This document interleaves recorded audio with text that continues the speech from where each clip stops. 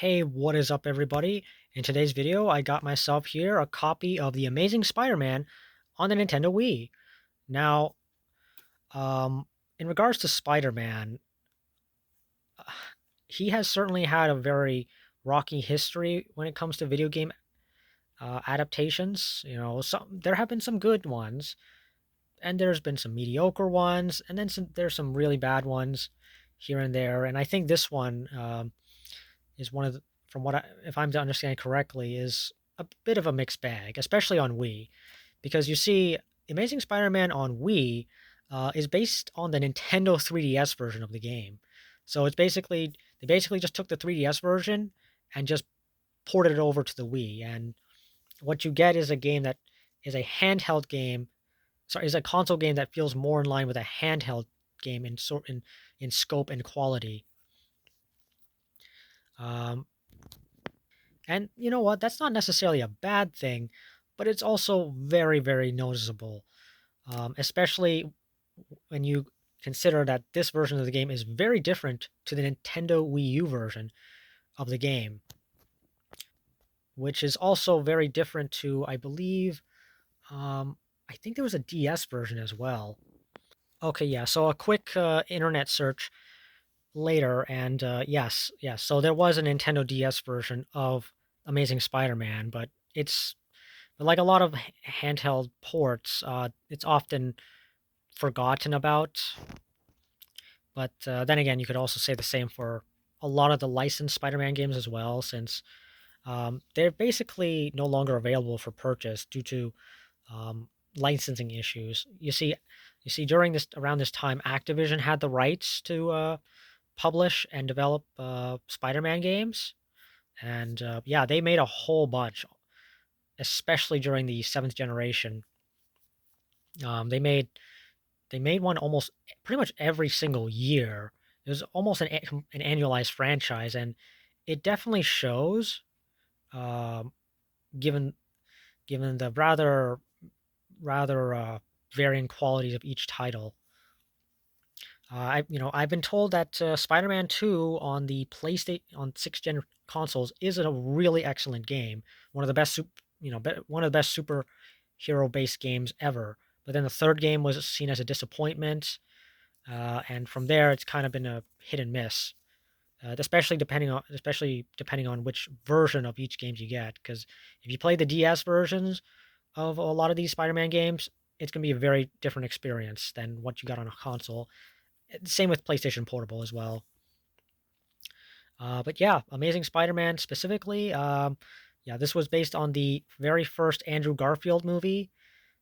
So yeah, we got, of course, um, Andrew Garfield. I think he actually reprises his role for this. So uh, at least I think. Not too sure. I mean, I can never. Sometimes they often replace the actors with sound alikes and whatnot. So it might be him. But anyways, on the back it says your power, your choices, your playground, and you can use a class controller as well as the nunchuck, I believe. I think you have to use the nunchuck. Spidey is back with the return of wall crawling, web slinging action, perform acrobatic attacks and stealth maneuvers with the brand new web rush combat system. Unleash the rest of Peter Parker's untold story in the original epilogue to the film. Okay, yeah, that's the thing about a lot of these licensed movie games is that they often expand on the. Sometimes they do expand on like the world of the movie, as was the case with Spider-Man. Now, I don't know what the story was, but there was in fact a Spider-Man 4 video game. This was before the fourth movie got canceled. The Tobey Maguire, the one with Tobey Maguire in it. There was supposed to be a fourth one, but that got canceled, and they were making a game for it.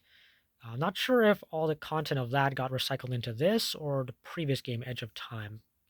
But yeah, it's interesting how they were able to pump this out, um, um, considering not just how tight of a deadline they had, but also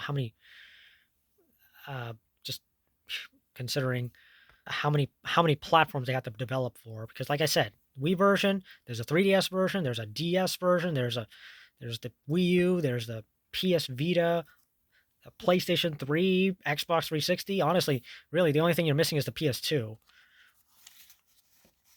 But yeah, let's open the box, and well, there's nothing really too special here. You got the game on the right, and you have a manual on the left, like usual. Okay, so we just take them. If we just take this manual out here, normally there'd be advertisement on the back of the manual for like some other game or some upcoming game or some other release. But yeah, there's nothing here. It's just customer support and let's see what else we have here. Okay, so we got so okay, we actually do have some basic instructions on how to play the game. So default control scheme is the Wii remote controller with the nunchuck. Okay, so you do need the nunchuck. You can use the class controller as well. That's neat. Okay. So yeah, that's the manual. It's nothing special, but it is nice to have nonetheless, especially since manuals are becoming harder and harder to come by these days. But yeah, that's That's the Amazing Spider-Man on Wii. I do plan on getting the rest of the Spider-Man games at some point. Maybe not on Wii, but just to have them all, since they are going to become harder to find. But find one as time goes on, unless they do a re-release, which um, seems incredibly unlikely given the varying quality of the titles themselves. But you never know. I mean, the Spider-Man games that we have now take so much time, but they also cost a lot. Like Spider-Man 2, for instance, Marvel Spider-Man 2, that is, costed hundreds upon hundreds of millions of dollars just to develop. It cost just as much as a live-action movie to make, and so they may want to go back and just re-release some of these titles at some point. Uh, maybe change some things around, or better yet, uh, what's the word? Just do a full on remake of them. That would be interesting. With Tom Holland, that would be hilarious to see. Yeah, chances are we're probably not going to get these games ever again because they do have to.